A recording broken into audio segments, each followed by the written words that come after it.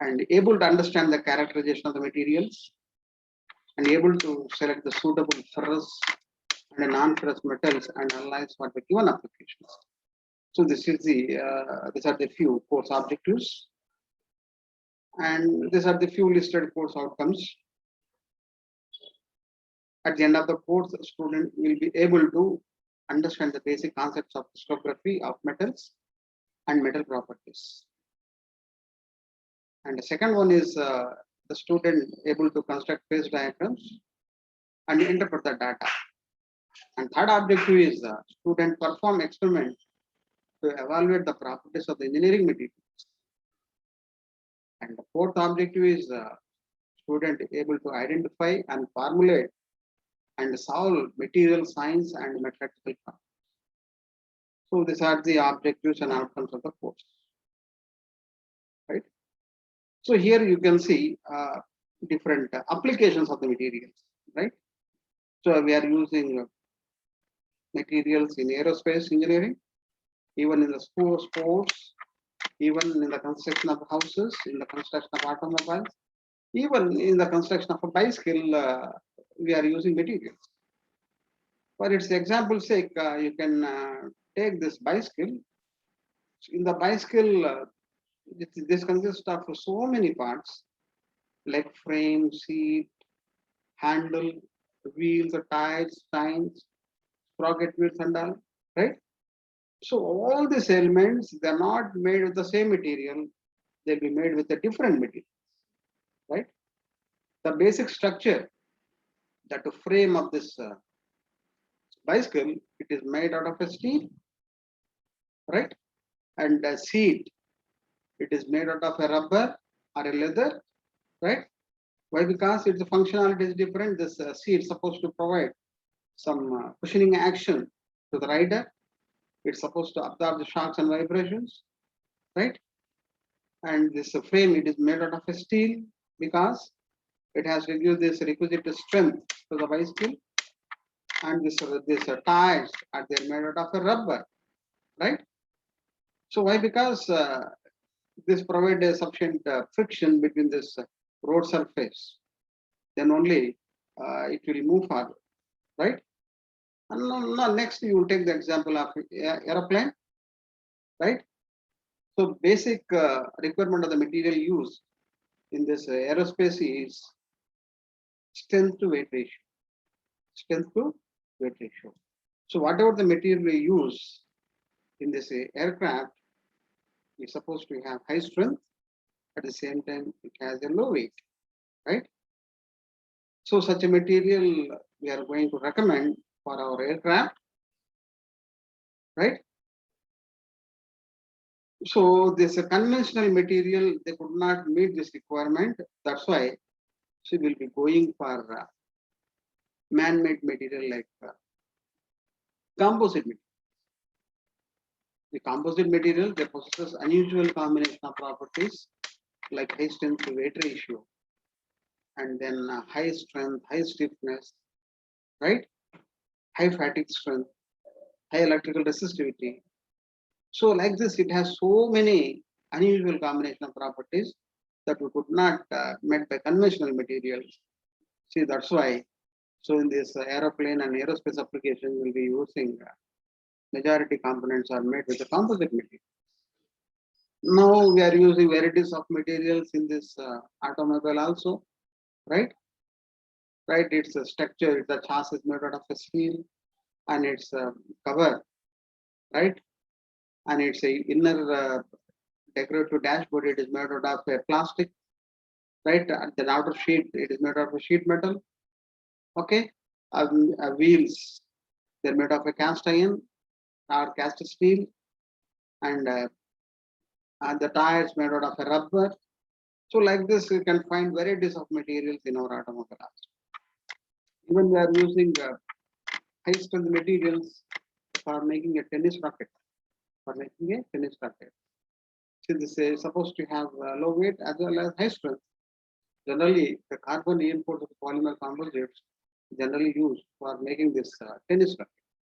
So like this, we have varieties of materials, so depending upon the service conditions, depending upon this requirement, we have to choose appropriate material. Yes. Now this is a kitchen. So here in this kitchen, you can see so many articles, right? So you have a laptop, it is mounted up polymers, plastic, right? You can have this teacups, they are made out of ceramic, right? You can find some vessels. You can, these vessels are made out of stainless steel. You have plastics, even these shelves, they are made out of wood, right? Now here also you can find varieties of materials. So in our daily life, we come across like this varieties of materials, right? So how this civilization has been defined? So our ancestors, they make use of sharp stones for their hunting purposes. They are using sharp stones for hunting the animals, right? That's why that age we are saying stone age. Then afterwards, that is around 1500 years back, again we have a bronze. The material bronze was invented. Then afterwards, around um, 1300 years back, iron was developed. Then afterwards, polymers, concrete, right? So different material inventions have been taken place, right? So impact of material, see, the slowly there are so many inventions going on in the development of new and newer materials. So this cart, right? So these are the very vehicles used in the transportation. This horse chariot, you see this olden days, this is powered by horse. Now slowly these automobiles are developed. Now you see the inventions, how this invention has been taken place. And you can see this variation of the materials used, right? So like this, you can find impact of materials in it, as well as in this aircraft inventions also, right? So this Wright brothers, they develop one aircraft, then balloon type aircraft. Now we have this kind of Boeing airplane. So in this airplane, majority of the components, they are made with composite materials, right? This is one cruise, modern cruise, right? Modern cruise is a luxurious ship. So here also majority of the components that are lightweight but having high strength. So majority of the components are made with conventional materials as well as composite materials.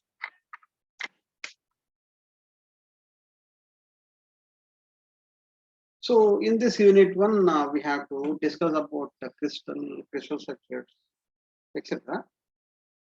First, we have to discuss what is the crystal actually. So crystal is one of the most important aspects of the materials, material science and engineering, as many properties of the material depends upon the crystal structure. The basic principle of many materials characterization techniques, such as the X-ray diffraction, transmission electron microscopy, are based on crystal properties. Therefore, understanding of the basic crystal structure is of paramount importance. Generally, what we can say is the material properties are purely depends upon the crystal structure. Right? If you know this crystal structure by different experimental techniques like X-ray diffraction and the transmission electron microscopy, based on this orientation of the crystal structure, we can assess the properties of the material. What is a crystal actually? The term crystal of the material may be defined as a small body having a regular polyhedral form and bounded by smooth surface. Right? So this is the basic definition of the crystal. It is defined as a small body having a regular polyhedral form bounded by smooth surfaces. The crystals are also known as grains. Yes. So in this photograph, you can see these are all the crystals. So they're all having polyhedral form. Polyhedral form means many heads, many surfaces, bonded by smooth surfaces. Example, you can say sugar crystal, salt crystal, right? Right. It is a small body having rectangular polyhedral form, bounded by smooth surfaces. That is called a crystal. And the majority of our engineering materials, whatever the material we use in our engineering, all are polycrystalline materials. All are polycrystalline. Polycrystalline materials means you can see the material under a microscope, you can find so many crystals in it. So this is the microscopic image of a particular material. There, here you can find so many crystals. So many crystals, right? It is a photographic view. And if you want to show by a line diagram, you can show this crystal structure like this. So these are all the grains. These are all the grains. So here also you can find so many grains. Or you can say they're all the crystals. Understood? All our engineering materials are polycrystalline materials. That you have to understand. Right? Then what is this space lattice and unit cell? What is the space lattice?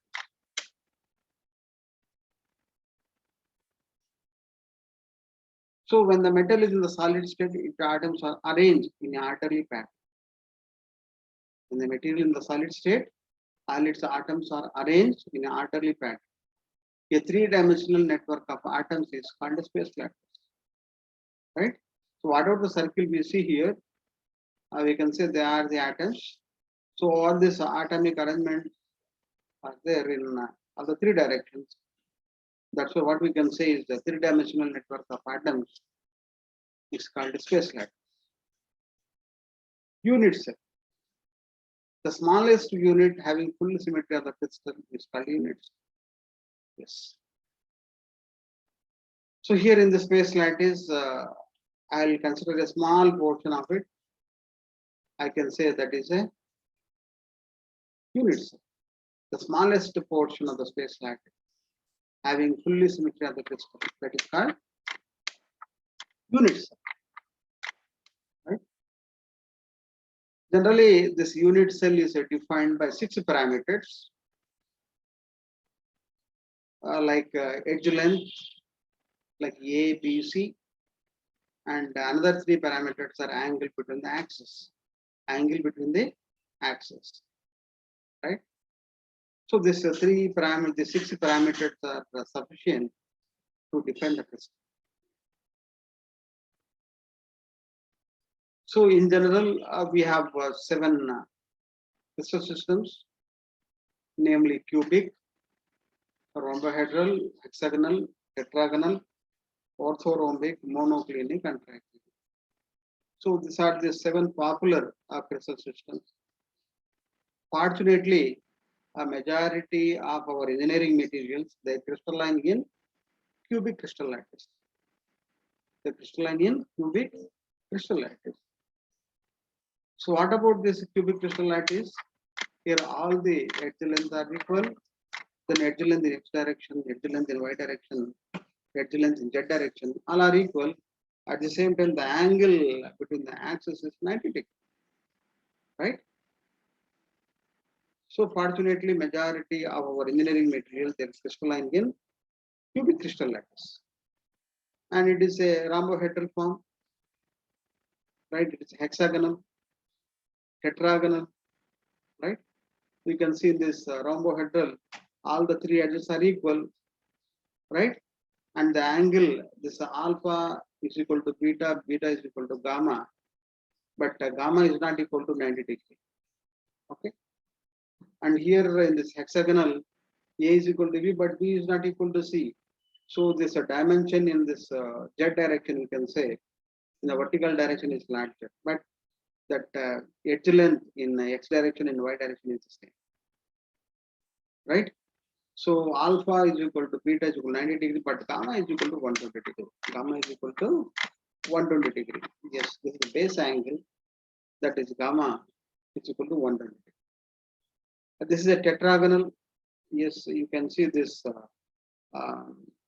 parameters A is equal to B, but B is not equal to C. But angle between this axis is 90 degrees.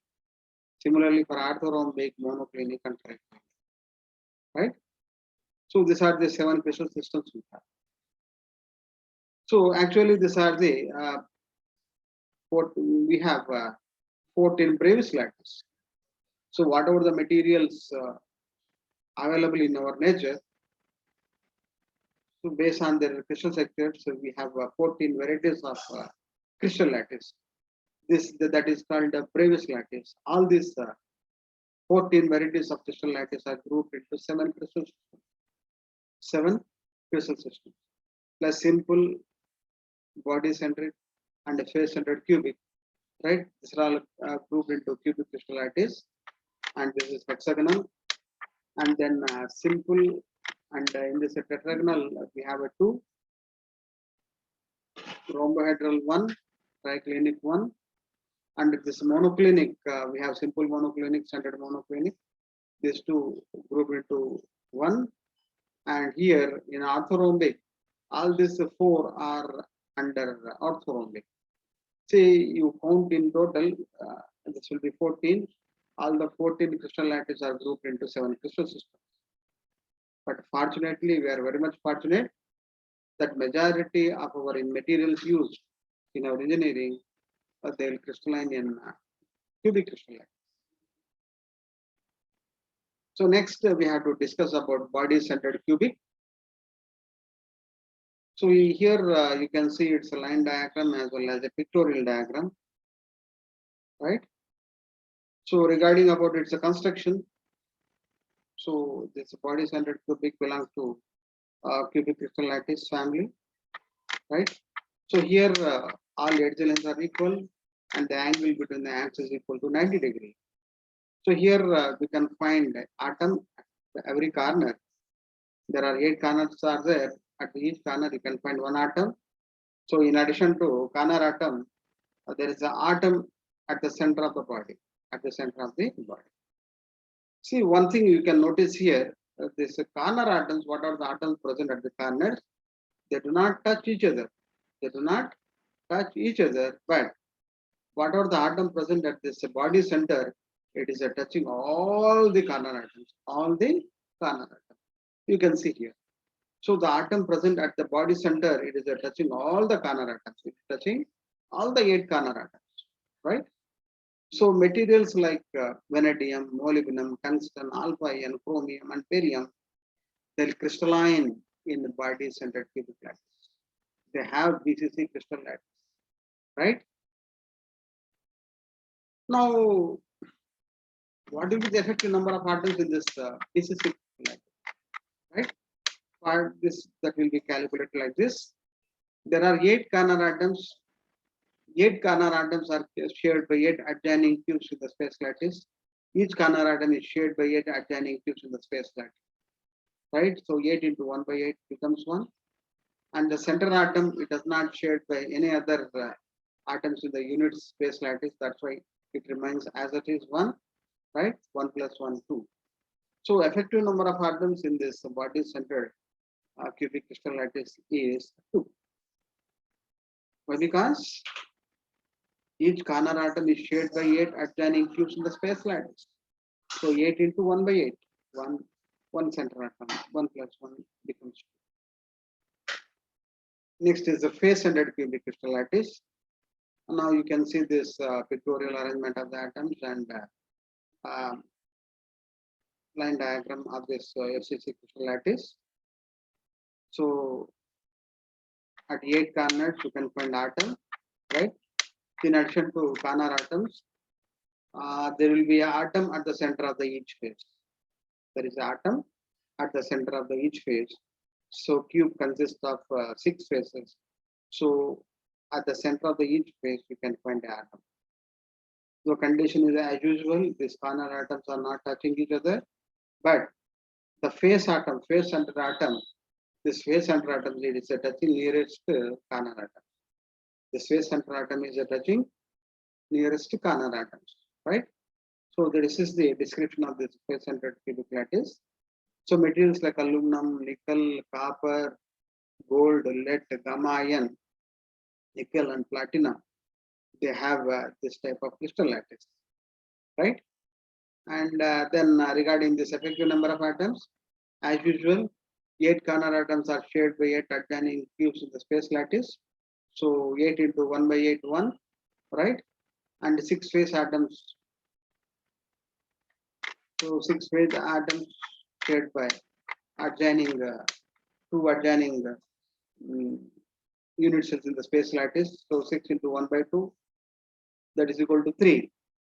So 1 plus 3 becomes 4. 1 plus 3 becomes 4. And then hexagonal, we can say closed pack hexagonal lattice or hexagonal closed pack crystal structure. In brief, we can say HCP. So in this hexagonal closed pack crystal structure, we have 2 basal planes of hexagonal geometry. So this is the upper base plane and this is the lower base plane. So we have 6 corners in the upper base plane. Even we have 6 corners at the lower base plane. At each corner, we have one atom. We have a atom. So in addition to corner atom, at the center of the each base, there is a center atom. There is a center atom, right? And between these 2 basal planes, so 3 atoms are nested. 3 atoms are nested, right? At the midway between the 2 basal planes, 3 atoms are nested. Now, coming to this calculating the effective number of atoms in this hexagonal closed pack crystal structure, each corner atom is common to 6 unit cells in the space lattice.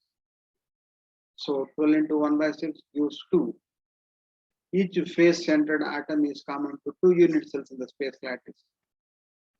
Each face centered atom is common to 2 unit cells in the space lattice. So 2 into 1 by 2 gives 1, and the 3 atoms between the 2 base planes. So whatever the 3 atoms present at the midway between the 2 base planes, they will not be shared by any other atoms in the adjoining unit cells in the space lattice. So they remain as it is. So 3 plus 1 plus 2, 3 plus 1 plus 2 becomes 6. So a closed pack hexagonal crystal lattice having effective number of atoms of 6, and face-centered cubic lattice as having effective number of atoms of 4. And for BCC crystal lattice, effective number of atoms are 2. So from this, what we can assess is, as the number of atoms are more and more, so that crystal structure is stronger. The crystal structure is stronger. For example, this closed pack hexagonal crystal lattice having 6 effective number of atoms. So this structure is stronger compared to a BCC as well as FCC, right?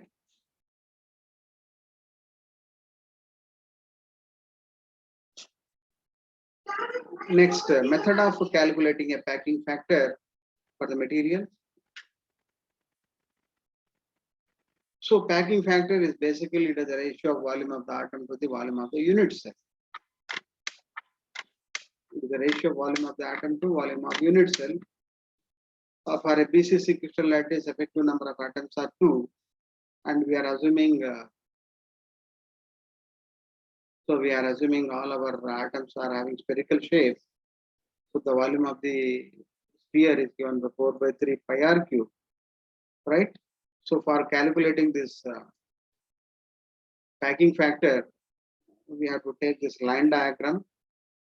So here we have drawn a body diagonal from point C to point A. F, I think. Point C to point F, we have drawn a body diagonal, right? The body length of this body diagonal is given by 4r. Length of the body diagonal is given by 4r. So this 4r is equal to this is CD square plus DG square plus GF square. Okay.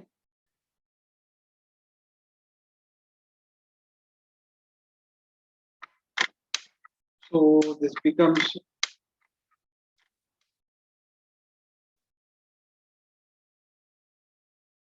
okay, this becomes 4R is equal to 3A square. 3A square.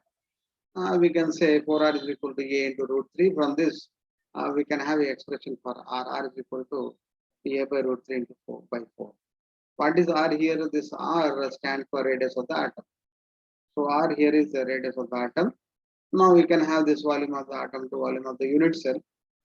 So there are two effective number of atoms. That's why 2 into 4 by 3 pi R cube. So here R, that is the radius of the atom, and volume of the unit cell, assume the edge length of this A. So breadth, width, and height, A cube, right? So this A will be written in terms of R so that we can simplify the equation. So on simplification, what we can have is packing factor for our body-centered cubic structure is 0.68. 0.68. Right? Similarly, if you calculate packing factor for the face-centered cubic structure, so face-centered cubic structure having a 4 number of effective number of atoms. So here also we have drawn a face diagonal.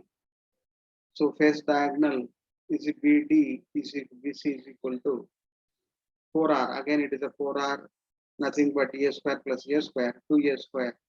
So from this you can derive the expression for R. R is equal to A into root 2 by 4. Right?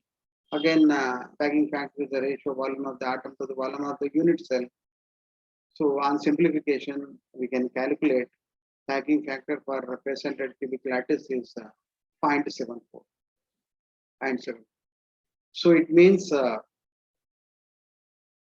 so in that unit cell, atom occupies the volume of the atoms is 74%. So in the earlier case, in the BCC crystal lattice, that the volume of the atoms in that unit cell is 68%. So from this, what we can assess is, as the packing factor is higher, the material which crystalline in that crystal lattice, in FCC crystal lattice, they are stronger compared to the material they are having a BCC crystal lattice. This kind of inference we are going to get from these relations. Okay. So next we have to discuss about this mechanism of crystallization. So generally crystallization is a transition from liquid state to the solid state. It is a transition, or we can say a change of phase from liquid to the solid state. And this is going to happen in two stages. One is nuclear formation, another one is a crystal growth. Generally, when the material is in the solid state, all the atoms arrange themselves according to their space lattice, right? And every atom having its defined position. When that material is taken to the liquid state, whatever the point between the molecules that will be decreases. So because of the temperature, all the atoms gains the kinetic energy, they will move here and there, right? At some particular instant, all the atoms, they arrange themselves according to their space lattice. Then it will be there for some time afterwards, they will break, right? How long the atom retain their crystal lattice, it depends upon their group as well as the temperature, right? So for the demonstration purpose, we have taken a pure metal, right? So this is the cooling curve for the pure metal. So A is the temperature at which that material is completely in the liquid state, right? Now we are solidifying the material by lowering the temperature. Now slowly we are cooling the material. When you come to this point B, that is called the freezing temperature. The point B is called freezing temperature. So freezing temperature, and this is the temperature where the solidification going to start, right? So at this temperature, the atoms, so what is going to happen? I told you this solidification, which it will happen in two stages. One is nuclear formation, another one is crystal growth. So at this freezing temperature, what is going to happen? So nuclei going to form here and there in this liquid metal, and they will act as a centers. They will attract the neighboring atoms, right? So this nuclei and their crystal growth may not be stable, because when the atoms are coming closer to closer, they are going to release the latent heat of fission, right? These atoms, they are unable to release sufficient latent heat during their solidification. That's why a certain amount of undercooling is necessary. Certain amount of undercooling is necessary in order to have a stable formation. In order to have stable formation, right? So this is the point. Point C is called a degree of undercooling, right? And here you can find another point that is called a D. That is called end of solidification. Solidification going to start at point B, and then it is going to this, and the end is happening at point D, right? So this generally for any substance, a change of phase is going to happen at a constant temperature and pressure, right? So when you are further lowering the temperature, what is going to happen? Stable nuclei going to form, and that nucleus is going to attract the atoms, and they will grow in the form of a crystal, and the growth of the crystal is obstructed by the growth of the neighboring crystal. So this is how once you cool down the material to room temperature, that the entire material will be solidified. Entire material will be solidified. If you see the material under a microscope, you can find so many crystals like this. You can find a material under a microscope, you can find so many crystals in it, right? So that's why I told you all of our engineering materials are polycrystalline materials, right? And a line which is separating the two crystals, two adjacent crystals, that is called a grain bond. Grain bond. So here we can have a clear distinction between a crystal and grain boundary. See here, this is the arrangement of atoms in one crystal, arrangement of atom in the crystal 2. So in this crystal 1 as well as in the crystal 2, so all the atoms are arranged after solidification. After solidification, atoms are arranged themselves according to their space lattice. Okay, orderly, all the atoms are arranged, but there is a line which is separating two crystals, that is called a grain boundary, right? Some transition lattice going to exist at the grain boundary. This the transition lattice neither belongs to crystal 1 or it is belongs to crystal 2. That's why a transition lattice exists at the grain boundaries. Or we can say it is a kind of a defect. It is a kind of a defect. Okay, a grain boundary is the interface between the two grains or crystal lattice or crystals in a polycrystalline materials. Grain boundaries are two-dimensional defects in the crystal structure and tend to decrease the electrical and thermal conductivity of the material. If it is a kind of defect, it is going to decrease the electrical and thermal conductivity of the material. And what about this effect of grain boundaries and the properties of the material? So this is very important. So it is observed that atoms of the materials at the grain boundaries cannot be arranged according to the space lattice. It is believed that the transition phase exists at the grain boundary. Hence, grain boundary structure is different from that of the grain, and the properties will also different, right?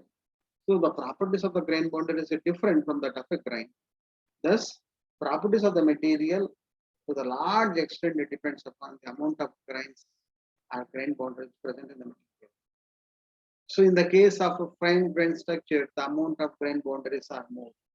Fine grain structure means if you see the material under microscope, you can find thousands of grains in it. You can say if it is a fine grain structure.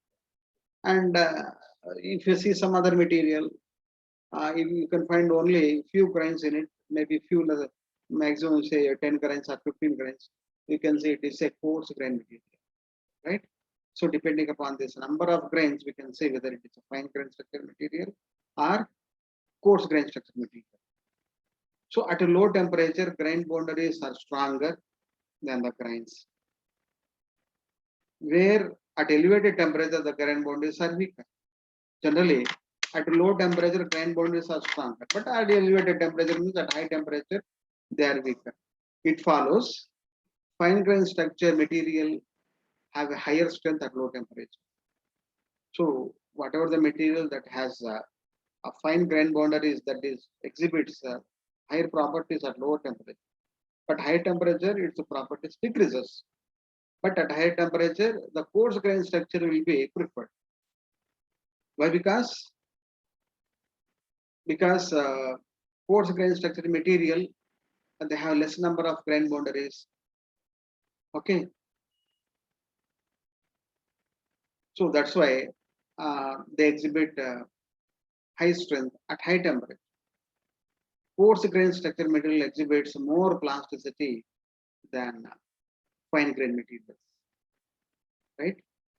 Coarse grain materials exhibits more plasticity than fine grain materials. So this is the effect of grain boundaries on the properties of the material, right? The grain boundary is nothing but it is a kind of defect. So the crystallite is present at the grain boundaries that is a different. That is a different compared to the crystals. Okay.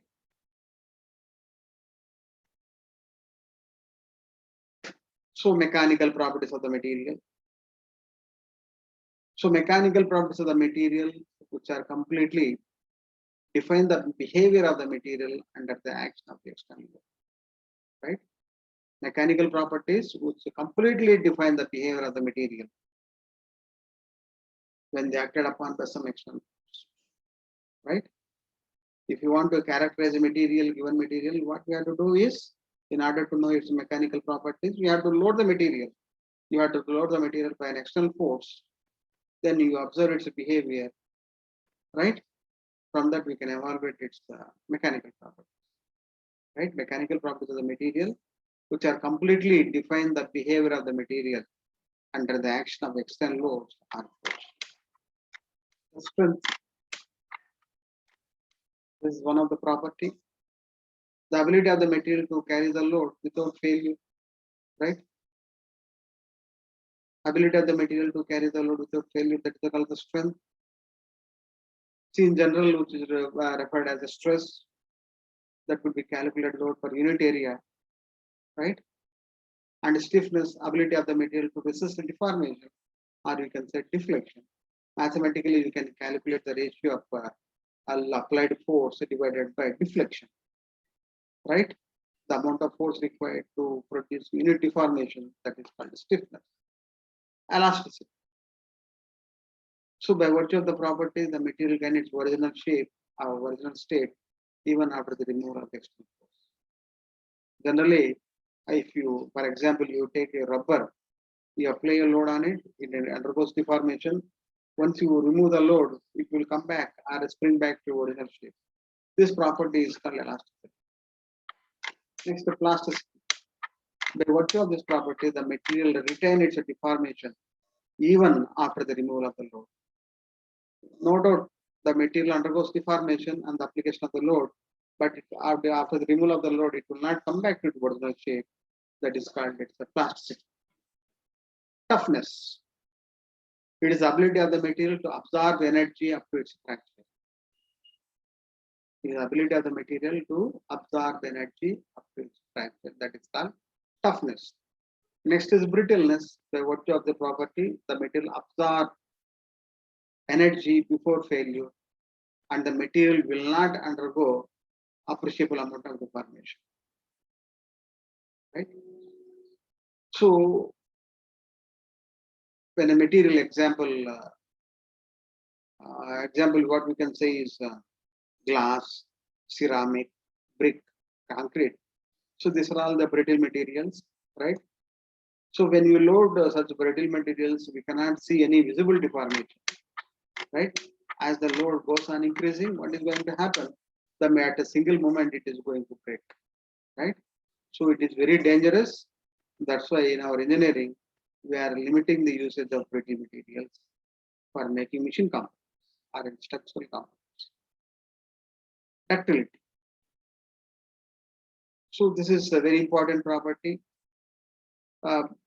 Majority of our structural components or machine components, they're all made with the ductile materials. So ductile materials means all our carbon steels, high speed steels, or high alloy steels. Okay, all steels we can say they are the ductile materials. So why? Because all our ductile materials they undergo visible deformation before failure. They undergo appreciable amount of deformation. They will give warning before failure. Okay, so that's why all our machine components they're all made with ductile material.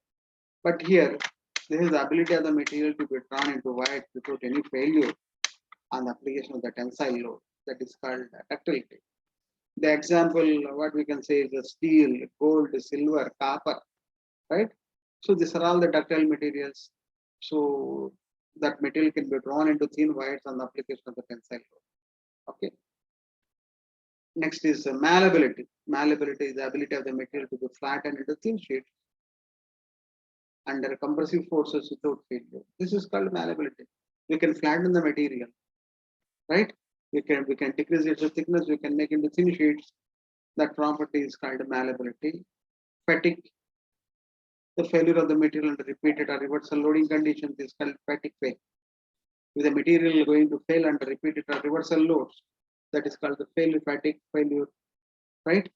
So whatever the engineering components we see today, for example, piston, connecting rod, crankshaft, and many more machine components, they are not always subjected to steady loads.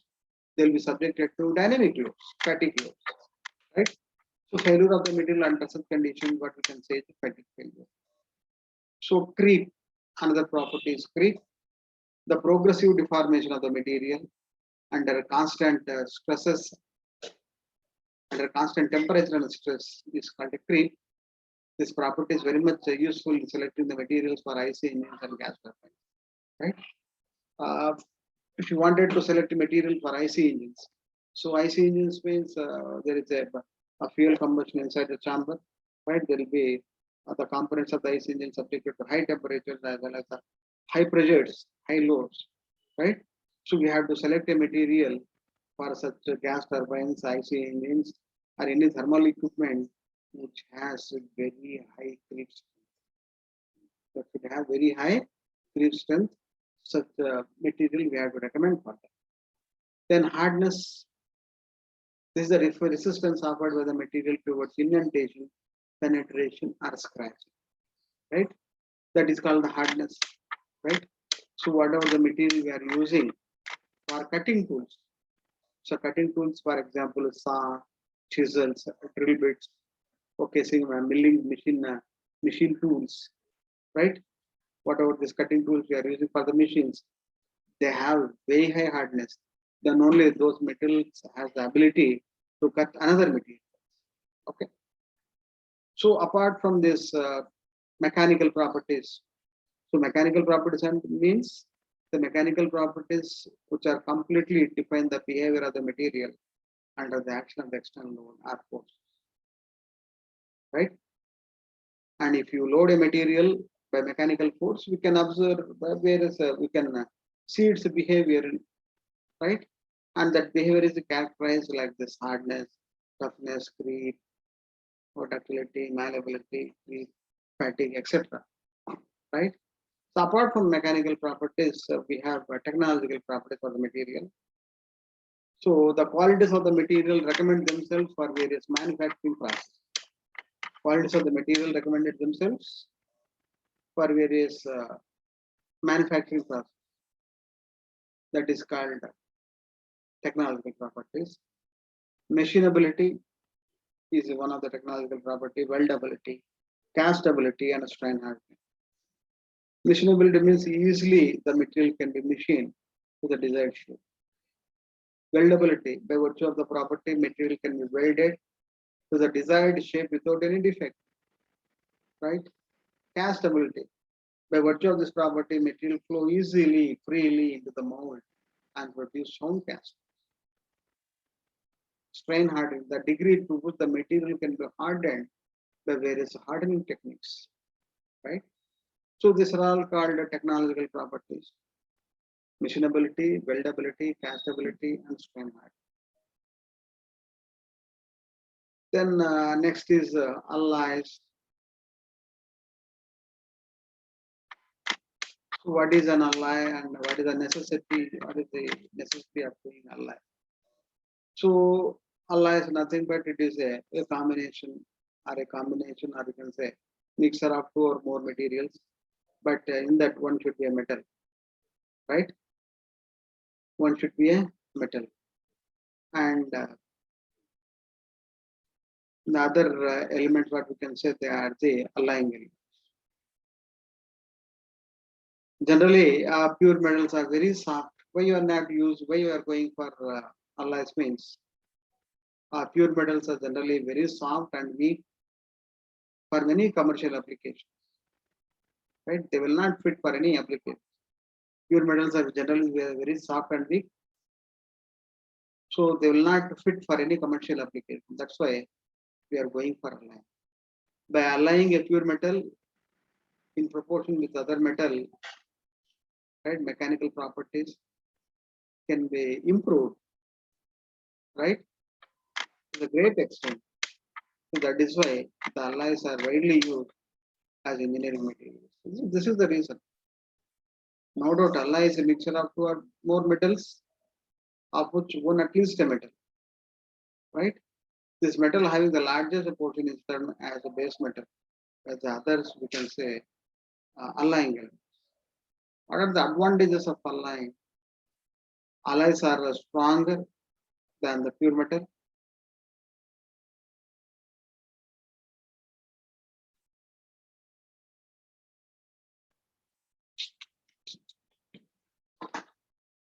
Right? Generally, alloys are stronger than the pure metals.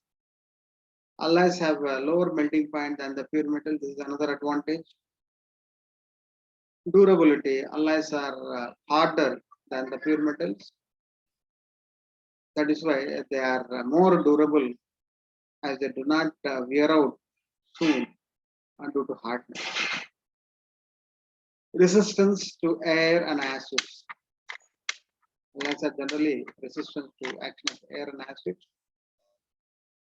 and more than the pure metal. Castability. Alloys use good castings. Luster. Alloys are more lustrous and retain their luster better than the pure metal. So, what is an alloy?